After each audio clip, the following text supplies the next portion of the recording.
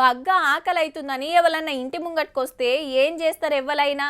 అయ్యో బిడ్డ దా ఇడ కూసో అని ఇంట్లోకి పోయి ఇంతంత బువ్వ కూర వేసుకొచ్చి ఓ గిలాసల ఇన్నని నీళ్ళు ఇస్తారు.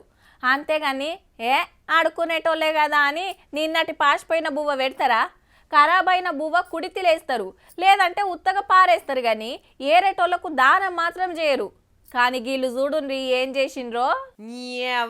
ఏం మనుషులురా నాయనా, ఆసరగమ్మంటే ఆఫుస్కే ఎసరు పెడతారు వయ్యా. లేకుంటేంది, తుఫాన్ చేయబట్కే శ్రీలంకల అంత ఆగమాగమైంది. తింటానికి తిండి లేదు, ఉంటానికి ఇండ్లు లేవు.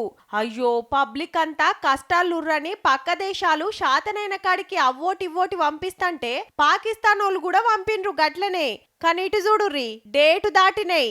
అక్టోబర్ 2024 తర్వాత ఆడకం చేయొద్దని రాసున్న ఫుడ్ ప్యాకెట్లు, పాలు, మెడికల్ కిట్లు పంపి మేంసుత ఆసరైనం చూడురని సోషల్ మీడియాలో ఫోటోలు పెడితే నాపరో దిక్కు అరుచుకుంటాన్రు పాకిస్తాన్ గవర్నమెంట్ ను.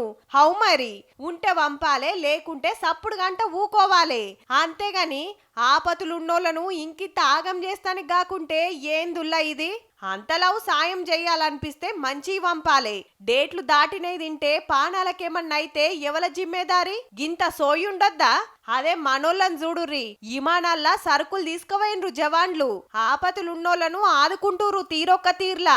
శ్రీలంకల తుఫాన్ చేయబట్కే 500 మందికి మీదనే కాలం చేస్తే 300కు మీద మందిది జాడే దొరుకుతలేదట. ఇండ్లు కూలిపోయి మునిగిపోయి ఆగమాగమున్నది. అట్లనే ఇండోనేషియా, థాయిలాండ్ దేశాల సుత మస్తు నష్టమైంది. ఈ వరదలు సల్లగుండా ఎప్పుడు ఎవ్వళ్ళు తేర్లు చేసేది తెలవకుంటుందుల్లా.